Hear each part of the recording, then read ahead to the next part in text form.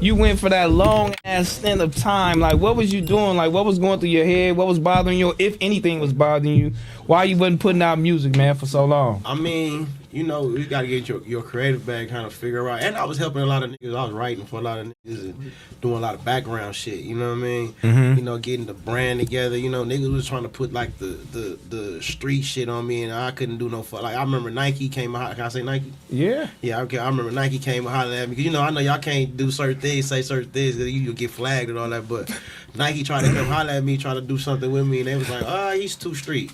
And I was just like, damn, like, not saying I'm never gonna leave the streets, but I'm just saying, like, I had to clean up the brand overall. Like, the J305 brand had to be cleaned up. That's why niggas see me more outside with the, you know me, with the, and the yada means. You know? See, now that I see that you saying that because Young Thread was sitting right here and he was like, you know, he didn't know whether to clean his music up or his videos up, or you know what I'm saying, or keep it the same. And he like, you know what, it's a fine line. I don't know what to do with it right now, but I do want to clean it up because I want more people to, you know, take me serious. You know what I mean? So if you saying that, you know, that's what you was going through. Nah, for sure. I went through that shit, man. I've been like, nigga, motherfucking, I was signed to Interscope, you know, left Interscope, and that was a whole nother process, you know what I mean? So nigga couldn't drop music how I wanted to, and I'm not blaming it on them, it's just, you know, it's a process, and then you get out of that deal, you got to figure out who am I and all that shit. Mind you, I didn't really want to be a rapper for real at one point in time. Yeah, let's get to that, because how you fell into rap, you know what I'm saying, and you had that song, which is still like, damn, you got a hit in Los Angeles. That's hard to do. Everywhere though. That's hard to do. Not it's everywhere. It's everywhere. But just for the land, for real, like you got one. So it's just like, how did you fall into that shit? I'm that nigga, same old nigga. Ain't shit changed. Niggas got bigger. You know what I'm saying? You know what I mean? Nah, really, for real, man. I ain't gonna lie. My nigga BJ Chicago Kid, shout out BJ Chicago Kid. Mm-hmm. I used to take him around a lot, and he used to take me to studios, and I'd be around these niggas. I used to watch how he used to write music, and I used to love music already. But I was one of them niggas that didn't believe in myself, so it's like, you know, nigga didn't have the confidence to really go at it. You know, I'm just like, so I used to hate on, I ain't gonna lie to you, I used to hate on all the rappers, like, fuck these niggas, I'm gonna rob these niggas, I hate these niggas, blah, blah, blah, because they rapping all life. But then you really start paying attention, like, or you really do a song, and you like, oh, this shit is going. I'm like, fuck it, I'm finna just go with it.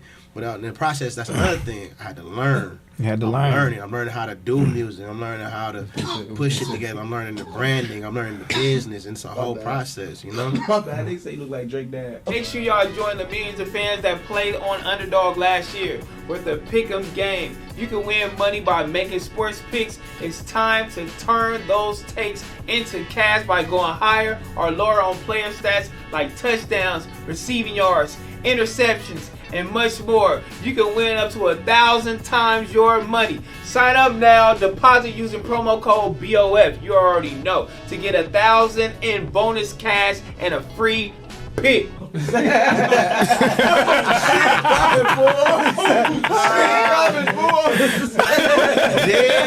sounded like who? Like they talking about me. That nigga Drake Daddy in the building. Yup. You know what I'm saying? Yup. I'm Drake Daddy. Pause. You know what I'm saying? Oh man. I wish I could. I don't know what these niggas look like. Exactly. But zesty. but in that process, you had to learn how to rap. You know what I'm saying? Learn how to rap for sure. You had to learn how to rap. You know what I'm saying? And Learn doing that tones, shit. all that. That shit, man. That shit is not just, you know what I mean? Damn, nigga did that. Okay, but you know, nigga had to get vocal tones and correction with how to have direction. Where's the music coming from? Like, is it coming from a place of just like just bullshit, or are you gonna put some real shit out? You can put some real shit in it, you know what I mean? Mm-hmm. Like, I learned a lot of shit from Kendrick though too.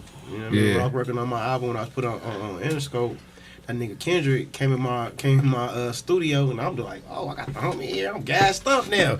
This when I had Stay Dangerous. I had just made that motherfucker. And he tweeted it. Yeah, he tweeted it. He tweeted that on God. He tweeted it, because I got a story to tell about T-rell in a second, but yeah. He tweeted it. He tweeted it, and nigga shot me out in that song, you know what I mean? But that nigga told me, he was like, man, he looked at me after I played on all my shit, because I'm playing Stay Dangerous and all this gangster shit and all this shit, and this player shit, you know what I mean? You know, whatever. Nigga looked at me, he was working on the damn album. He said, bro, I'm on some gangster shit this album. I was like, what the fuck this nigga mean? He on some gangster shit. 'Cause I'm thinking like Good Kid, Mad City. I didn't realize that you can do. It's all about the music. It's not really about the words. It's just the music. The music sound big. You can say damn thing and anything you want on a song. You know what I mean? If it just and it polish it up together. But I mean, that nigga so much of a genius. See what this nigga doing now? Yeah, Niggas going.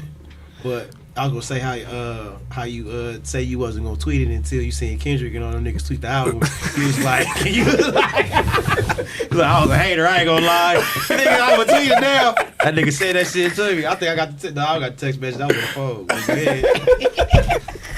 I'm like, man, I ain't tweeting that shit, nigga. I always got it. Oh, okay, the nigga serious.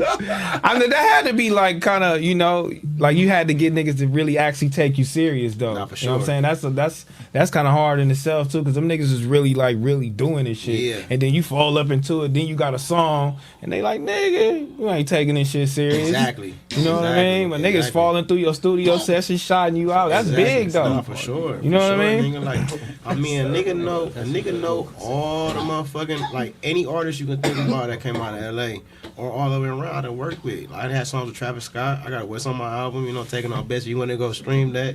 You know what I mean? I got songs with Chris Brown, you know what I mean? And Yo Boy. I don't know if I can say his name because I don't know if y'all. Man, T-rell. Okay, Tiger. T-rell, that's my nigga, man. Tiger, that's my nigga, Man, T-rell the homie, man. I had that little thing going on. But Yeah, I you know got what them mean? back together at the BET Awards. Yeah, I that's pulled them fine. niggas together and told That's them. fine. Bitch, that wasn't even a BET award. was. You still on shrooms, It bro. was awards. Bitch, you still on shrooms, bitch. Nigga, we was at the awards. Nigga. We wasn't at no awards. We was at Scissor Show, bitch. No, I'm taking you back to the Scissor Show when we went and gave the award out, nigga. Then we went down there to the front row where he was at. You stupid bitch. I been seen him before Nah, that. but I brought y'all together. Say, hey, check it out, T-Raw. Hey, nigga. Yeah, I did it. Niggas don't give me my credit. Man, this That's nigga. crazy. How'd y'all meet? How did you and T-rell meet? Man, how the fuck did he meet? I think y'all trying to beat up one of the homies, and nigga, I kind of like had to delegate it, you know what I'm saying? And you know and then we became good. I mean, I think before that, I knew him before that though. I don't remember. I can't remember. Maybe through Mio, you know what I'm Probably saying? When through y'all Mio beat or up, when y'all did that one thing with the other nigga, the singing nigga. God. Yeah, you see, I know too much. You do. I know too much. Shout out this. All right, hold on.